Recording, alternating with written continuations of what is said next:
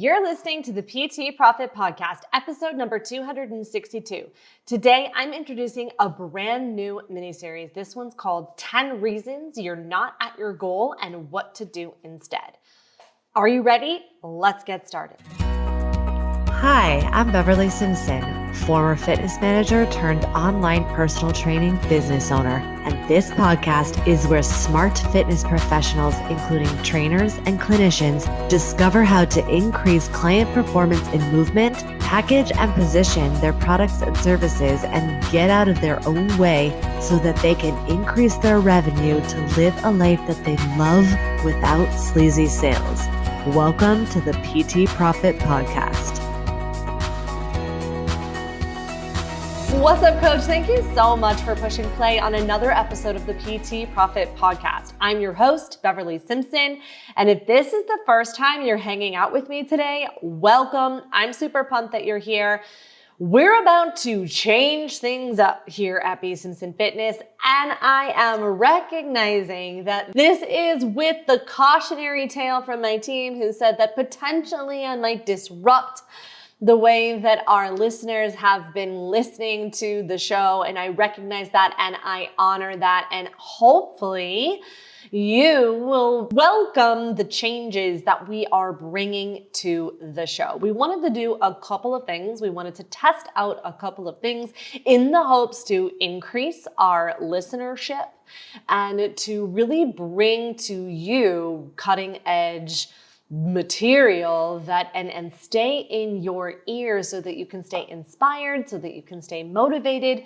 And if you're getting in a rut, that hopefully this show will help you feel connected and recognize that you're not alone and that no $1 million business was built in a vacuum, that you're well supported, and that you get some daily inspiration from us here at BSimpsonFitness. So some of the biggest changes that you're going to see through the rest of the year, this is partially why I took a really big break between our last episodes. Now, this year I have been pretty intermittent with my podcasting cadence, and I recognize that has been a detriment to the show. It's also a detriment to you. And so here's how we plan to course correct it and what we're going to be testing out for the remainder of the year. And of course, we'll give you all of the insights and share with you what we have been doing and how well it has performed. So the biggest change is that we're moving our interview episodes to be produced on Mondays and Fridays. So we have been doing marketing, messaging, and helping you craft and get in front of your ideal clients on Mondays. On Fridays, we've been doing this on Tuesdays, and then on Thursdays, we have been giving you cutting edge science information, people who are in the field, people who are talking to athletes, people who are working with general population, specialized population to help you become a better coach, either in your communication or either in your science of training. And so what we are going to do is move those episodes to Mondays and to Fridays. And then Tuesday, Wednesday, Thursday, we are going to start bringing to you some smaller, shorter mini series type of episodes. So first, we're starting with the 10 common reasons that your business isn't where you want it to be and what to do instead. And now these episodes are going to be a direct reflection of my own experience, of my client experience, the context that I have been going through and what I've been experiencing. This is going to be like a real behind the scenes look where I'm going to share things with you that might be closer to real time than I have shared in the past. The intention that I'm hoping to create in these mini series is to help you normalize whatever experience it is that you're going through. Also inspire and motivate you to get out of the ruts that you may or may not be experiencing. And then also share some insight and some tactical, tangible steps that you can do to improve your business to whatever that looks like for you. So that's the intention behind what I'm hoping to accomplish inside of this mini series. Also to give you some experience, some insight, pull back the curtain to what happens inside of the accelerator program, inside of my business, conversations I have with clients, of course, with their permission, of course. So if you're a client and you're listening to this, don't worry. We're not putting anything on this show that you don't know about, or perhaps some insight to a question that I have asked or that I've answered inside of the accelerator program. So now a couple of big core reasons why I'm doing this is because inside of the accelerator program, this is the opportunity for coaches to really get step-by-step customized support. And so the majority of my time in my day is really dedicated to fulfillment. And when I say fulfillment, it is dedicated to having connection conversations with clients and helping them really see what has not been working, what to test, guest test and assess, what to try now, and to stay at the cutting edge of the evolving changes. At the time of this recording, this is 2023 and September of 2023. And there are things that are available to us now that weren't available back in 2019 or back in 2015 when I started this business, which is a good thing. It just requires us to revisit our perceptions and our perspectives, and perhaps they've shifted. And if they have shifted, great. We're going to be having these conversations inside of these mini series. And one of the things too about the accelerator program and why there's so much support inside of there, both from a community standpoint as well as a customized standpoint, is twofold. So I've been in this business. The first is that I have been in this business for a long time. And I have tried so many different programs, from really large group coachings, from one-on-one coaching, and from, really small intensive masterminds. And each one of these experiences, whether they have been not what I was expecting, whether I was disappointed or the outcomes, regardless of how I felt in the moment of what these specific outcomes gave me, every single one of these experiences gave me insight to what I want to create, what I want to leave out in my world, and what I want to create. And I have created this program that I wish I had when I first started my online business, because I was hardworking, I was a go-getter, I was an action taker, and you didn't need to motivate me or inspire me to take action. I was that person. I was relentless in my action taking. At the time, what I really wanted and needed was more customized support, where I needed my coach to know where I was in my business, and some more guidance in terms of how to measure data and what to really look at and how to determine success. And I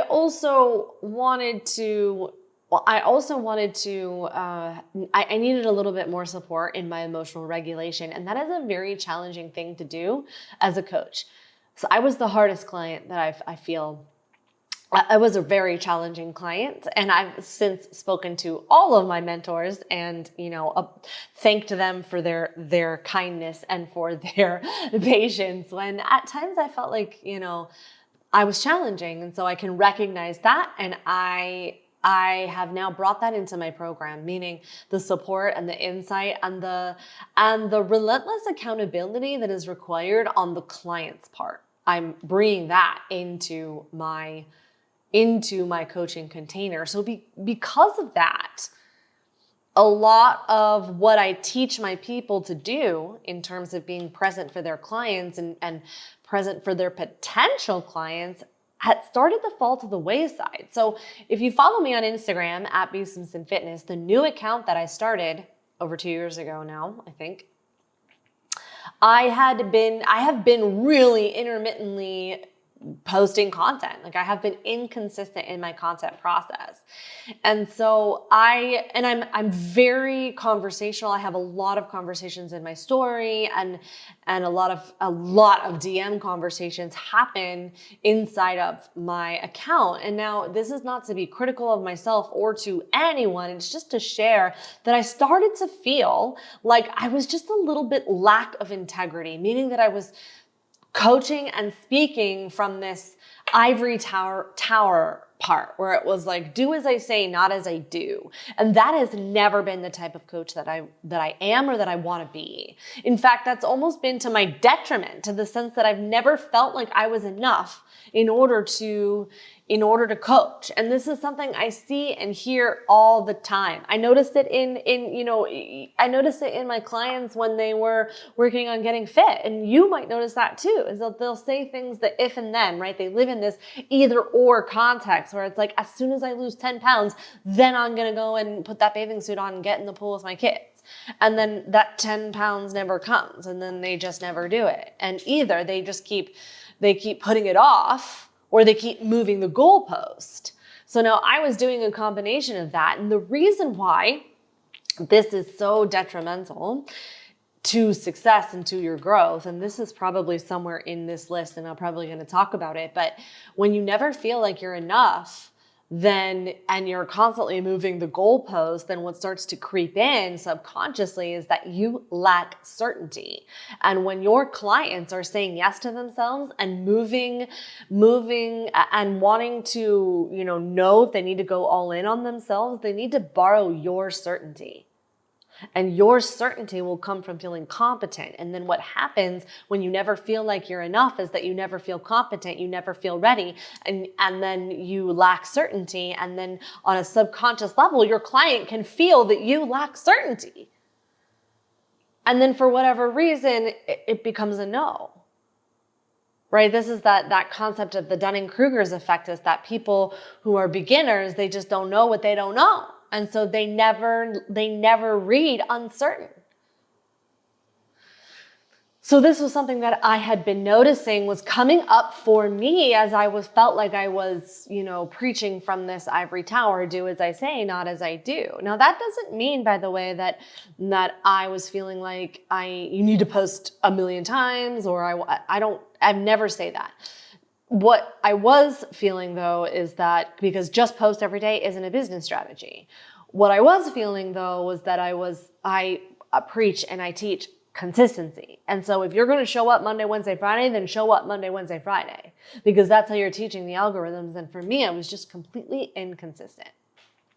I teach planning, which I'll share and show, and I just was not doing what I teach my clients to do. And it was feeling really out of integrity. And then I was also feeling like, in addition to that, I was feeling like uninspired to do the work that drives me, that fuels me. And so that was part of the reason why I was so intermittent, even in my podcast growth. Now, the second component that I want to share that is a nuanced conversation, okay? And I'm sure that this is going to come up a lot. And you know what? I would love to talk more about this. So come follow me on Instagram at BSimpsonFitness. Let's have a conversation about this. In addition to Instagram, you can come over to our free group where I do live trainings, live coachings for free inside of there. So we'll make sure we link all of that up in the show notes. But come over there, come hang out, come have a conversation. A lot of people tell me, and they'll say things like,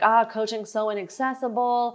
And usually it's in the context of wanting to create something more accessible. But then when the opportunity comes, they don't show up for themselves. And so I want to encourage you, I want to offer you get the accessible support that you need, coming and having a conversation with me on Instagram as well as in the group.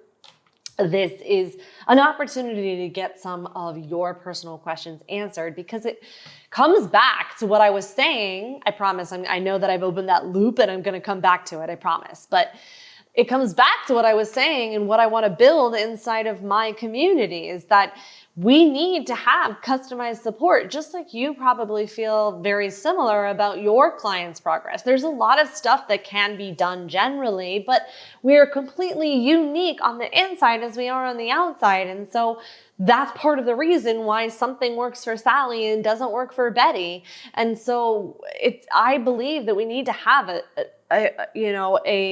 customized support instead of these cookie cutter one size fits all, where it's like a factory machine where it's like you see, oh, I know whose program you were in. Oh, I've seen that copy before. I know whose program you were in. And so it becomes more of you stepping into who you are and really building a business from alignment, which of course is nuanced, because how do you navigate, which is where I'm going to bring back that second context of why I'm doing this, is that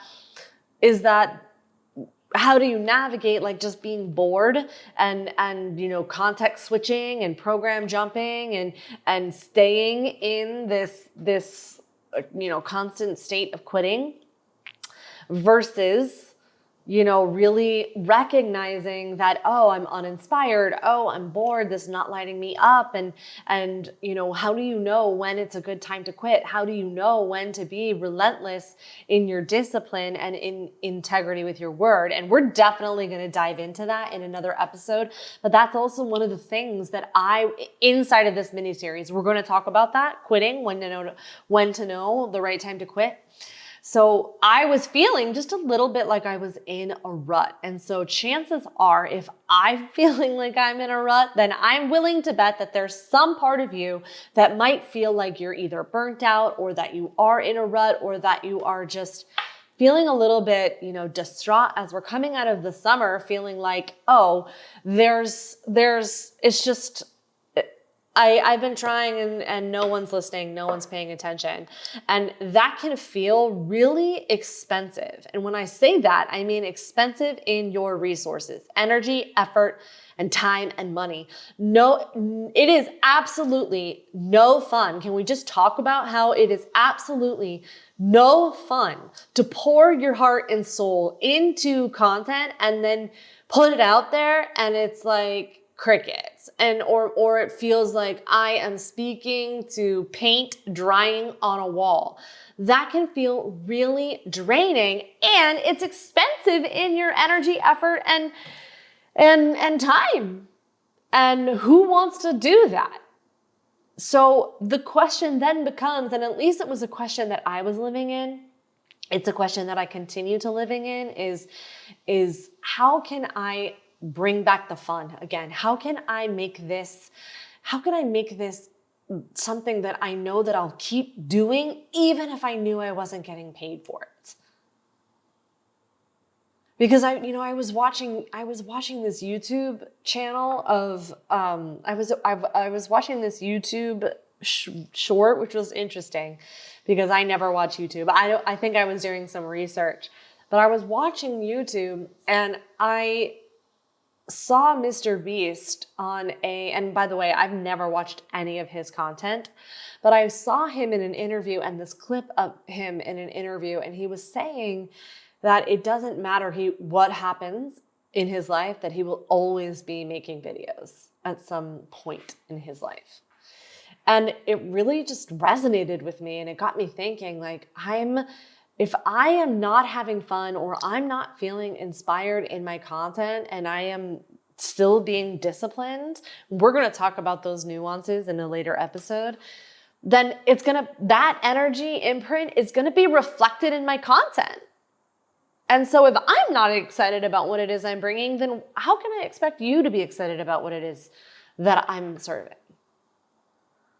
So this is part of the reason why I wanted to change it up. And I recognize and realize that this is potentially at the risk of disrupting how my normal listeners listen to the show. And so I want to thank you for your flexibility in what we're testing out and what I intend to test out through the rest of the year. And so I just felt like my heart stop and like that drop in my stomach, because I'm committing to producing a lot and a consistent amount of content for the next 3 months, 4 months, as we finish out Q3 and into Q4. And so, I can feel myself asking, well, how are you going to do that? You can't stay consistent for blah, blah, blah. How are you going to do blah, blah, blah? Is this an all or nothing thing? Well, I don't know. And I'm going to try it, and I'm going to trust myself to know and go all in on myself that no matter what happens, I'm going to get the lesson that I need or the success that I want. And that is just how I'm operating my life. And then the last thing I want to say before we start to get into the actual tips, because we're going to have a lot, and I want to just cover one of the first. I want to go over 2 really quickly in today's episode. So we're going to do number 10 and we're going to do number 9 today. And then we're going to move through 1 to 2 a day, because my intention is that I want to keep these short and consumable, bite-sized pieces of inspiration with an actionable, tangible takeaway that you can implement today. That's the intention. So hopefully we can accomplish that in our time together. So last thing that I wanted to say is that repetition is the mother of all learning. Nobody squats once and then never squats again. I have people that have worked with me for over 3 years. And if I were to test them and ask them what is the components of an irresistible offer, the 7 full irresistible offer components, they would not be able to tell me. I've tested them. I've had accelerators that have been in the program for a long period of time, and they do not, they're like, they laugh, and I keep testing, and I do these like quizzes, and people will tell me, oh, I'm going to remember next time, and then they never do. And that's not to criticize. That is just to remind you, when you're putting out content, when you're sharing with your clients, when you are guessing, testing, and assessing things, repeat the information. Say it in a different way.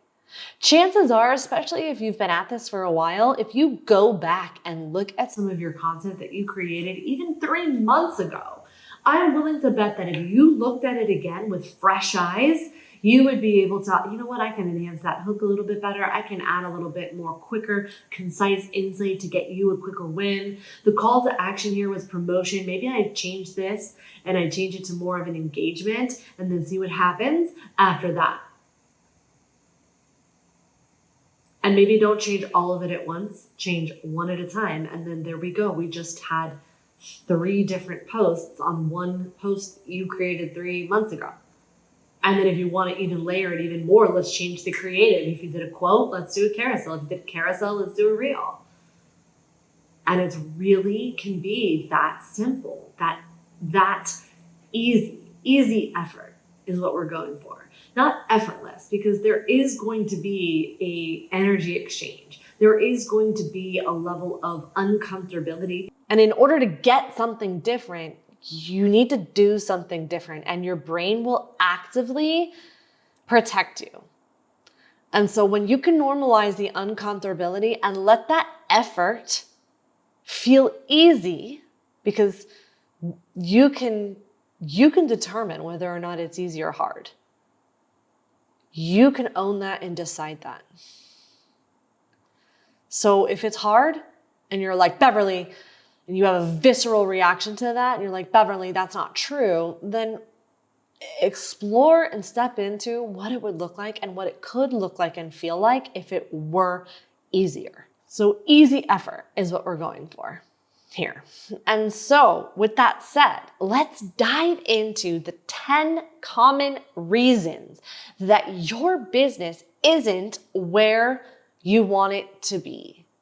And most people are going to say things like, because my following sucks, because I'm posting content and crickets, and they usually start with leads and they usually start with followers. And I'm willing to bet there are some more components that are deeper than just more leads that can help you start making an impact today.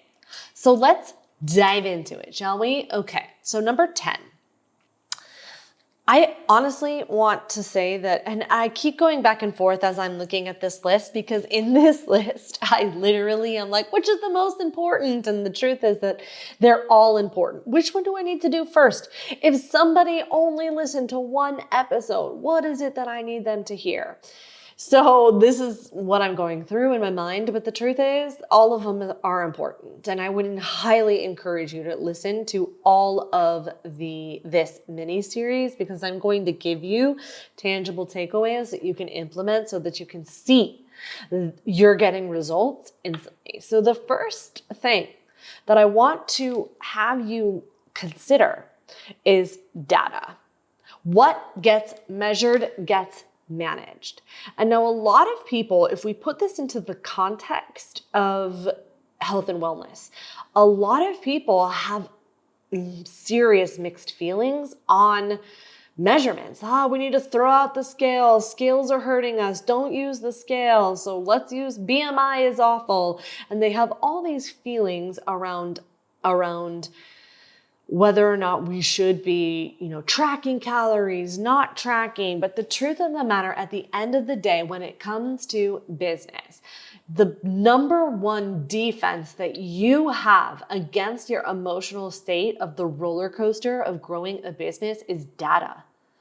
Because the data is going to tell you a story, and it just will not lie. It will be, I took binary action. The action will have an outcome. And then the outcome will cause an effect. Something will, you will have an emotional response to whatever happened in the outcome. And it's not a bad thing, and it's not fair to say business isn't personal. How can you say that? Or you might be called a personal trainer. You cannot pour the amount of hours of work into your business and not care about it. So this is where the living on the razor's edge, which is one of my mentors' statements, which is you care about everything and nothing at the same time. And we have to live in that duality. Otherwise, you'll be on the roller coaster forever. And I hate to admit that I've been on that roller coaster for so much longer than I care to admit. And the reason I even say that is because oftentimes, I don't know if you're anything like me, but oftentimes when we've been in this work for a while, when we've been quote unquote doing the work, you start to feel, especially for high achievers, because we're so outcome and orientated, that we start to feel like, oh, I've handled this already. And then all of a sudden something happens and you get another layer of feeling like, oh man, I thought I handled this already. I'll give you the example of like when I was dealing with all my body image stuff, when I was saying I wasn't smart enough or good enough to be a trainer, which is just plain and simply not true. And then I would say, oh, well, and then I built my entire business around the fact that if you needed to love yourself and that it changed your physical fitness was a direct reflection of how you felt about yourself. And so I started to then my imposter syndrome got even worse, because when I thought that I handled it, and then I looked back to a moment in time where I remember what I was thinking, I started to feel worse. Do you know how often I hear this?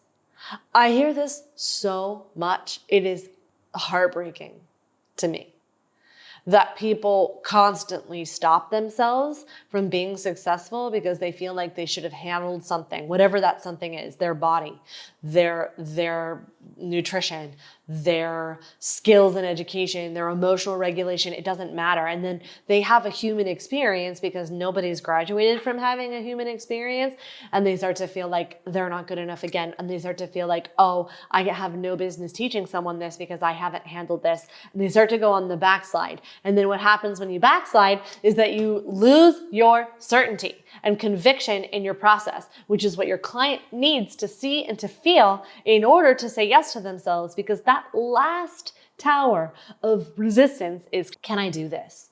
Is this for me? Can I do this? And if your coach does not have the certainty, and you don't have the certainty in knowing that you can figure it out no matter what,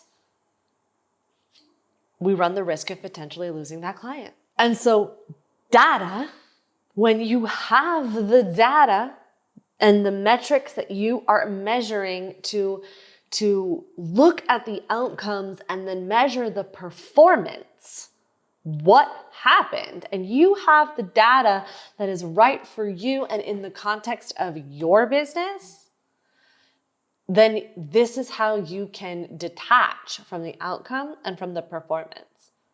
Because the data is going to tell you, oh, well, I put out this content and nobody saw it. That's why I didn't get any DMs. Okay, and then you can start course correcting based on the assessment of what happened. So get honest with yourself. What is the data that you are tracking to assess whether or not something worked? And then people will say things like, but Beverly, I had 0 DMs. I had 0 calls. So clearly it didn't work. And so I can understand when looking at that outcome, that discomfort, that discontent is coming from the expectation of what it is you thought was going to happen. And maybe not even thought, but what you wanted to happen. And so we're going to look at that data to determine where the breakdown is. So depending on what you have inside of your business model, you want to look at, well, how many clients do I have? What's my sales mechanism, and how many of people need to hear the actual offer my program, and then what is the content that's bringing them to the sales mechanism, and do you have the metrics in place that you are measuring to assess performance? Now, inside of Accelerator, one of the things that we do when we're building out these customer journeys, when we're building out, another word for this is funnels, is that we actually have metrics that matter at each phase. Whether it's new eyeballs, people coming to your content, coming to your world, whether it's new prospects, people who are coming into your store, and and purchasers, how many people actually heard, saw, held, whatever the offer is. Now, each one of these customer journeys have different measures of metrics. So it would take too long. We'd be on this podcast for 10 years to just go through every single one of these customer journeys. So I'm going to give you, because I want to give you a tangible action. So I'm just going to give you this one customer journey, because even if you just did this and started measuring this for the next, 7 days or 30 days, you will start to notice that you're feeling a little bit better about the performance of your business, because now you've got these metrics to track. So what I would say to you is, let's just take a look at how many clients you need from the context of your goal. And you do, so if you're wanting to hit 10K a month and your offer's 3K, then you need, how many clients? 7 clients? Is that right? Or 20 clients, whatever that amount of number is. Now, how you present that offer is likely going to be a call. And I would recommend a call, just mostly because people want to talk to people. How many times have you in the last 30 days been excited about talking to a robot? Said no one ever. So they want to talk to people. So let them talk to you or someone from your team if you're scaling. So if you know you need 20 clients, then let's get 40 calls. And if you need if 40 calls sounds daunting to you, then I just want you to know that we're really, right now in our world, we are clipping at 20, 25 calls a week. So I want you to feel like, how can you normalize calls? How can you, and if you're like, oh, but Beverly, I can't do that. I don't have a team. Okay, cool. So what if you put 20 people to hear your offer in one group call? It goes back down to the data. How many people can you talk to that you can connect and have connection-based conversations to get them excited about your programs and offers? Okay, so if you know that you need 40 calls, let's break that up per week. And then how many calls do you need to set per day? And then when you know that, and that becomes the metric that you are mastering every single day, it becomes easier for you to recognize, this is, what should I do today? What should I post today? This is it. This is how you know. So that's number 10. Get clear on the data that you are measuring in order to be successful. And then number 9, I wanted to do 2 today, just because I don't think I could do an entire episode on number 9. So let's just take a look, and it goes hand in hand with number 10. But number 9 is the tech glitches. So I can't tell you how many accelerators I have had that have come to me and said, oh my gosh, Beverly, nobody liked my stuff. Nobody's coming to my program. They're not doing this. Like, everybody hates it or whatever. They come to me with all these feelings and interpretations of what happened in their experience. And I'll look at it and I'll say, oh, but you had some tech glitches. People opted in, but then they didn't get any of the emails. They didn't get any of the landing page. They didn't get any of the actual work. They didn't see any of your beautiful messaging, beautiful way that you presented your offer. They didn't see it. It doesn't matter how perfected the messaging is if they didn't see it. So this is why tracking the data is so important. Because when you track the data and you're like, what, I don't understand why no one saw it. Well, did you check the tech? And so here are some of the components of the tech, depending on where you are in your customer journey and what customer journey you have. Like, are they getting reminders? Like, did you have, 20 calls booked and then no one showed? Okay, well, look at the tech. Did they get reminders? Did you call them? Did you talk to them? Did you send them emails? Like, what did you do to encourage that they would get there, that they would show up? So and then is your email sequence firing off? Is your, text sequence firing off? Whatever the tech components are inside of your world, are they working, and did you check? And now people will sometimes get a little angsty when I talk about tech because they're like, I'm not techie. I can't do tech. I can't do computers. I can't do it. And so I just want to encourage you that if that's you, that number one, there are people in my program that hadn't even started Instagram before, and we were starting it from scratch. And then number two, the other thing I wanted to say is that you can have a very highly successful business without any tech, with just a place to have a conversation, a free Facebook group, and a place to check out. There are some things that you can do without a ton of tech, without being a tech expert, that are going to really enhance and create a profitable program for you. So don't get bogged down about the tech. It's just I'm bringing it up so that you can get clear on that tech could potentially be the issue. Maybe you thought you were going live on Facebook and you weren't. That's what I'm saying. That could just be a component that's worth looking at. People underestimate how tech could actually play a huge role in the conversations you're having with your people about presenting offers and presenting programs. So that's it for today's mini series, which probably doesn't actually feel so mini, but I promise as we continue down these series, I'm going to give you tangible takeaways, and they're going to be short and concise, and so that you can get some daily inspiration and move on with your day and start making the impact and generating the income that you want to be making. So thanks so much for hanging out with me today. Come say hi on social. Let me know what your biggest takeaways. Let me know what your questions are. I want to be able to connect with you, ask you. I want to connect with you and create content for you. And if you are already in a place where you want the fastest, most efficient way to start generating impact without working hours of time and being pushy and sleazy, then send me a DM and we'll have a conversation about scheduling your free custom profit plan so that you can get your customized clarity. So thank you so much for hanging out with me, and I'll catch you on the next episode. Thank you for listening to the PT Profit Podcast. If you like this episode, chances are your friends will too. So it would be a huge service to us if you would please leave us a review and share with your friends on your social media channels. When you leave us a review, be sure to take a screenshot of it and email that screenshot to my team at info@BSimpsonFitness.com. And we'll send you a very special Instagram podcast that will show you how to create compelling content so that your ideal clients come to you and you go from wanting clients to a wait list of clients ready for your services. Thank you so much for listening, and we'll see you on the next episode.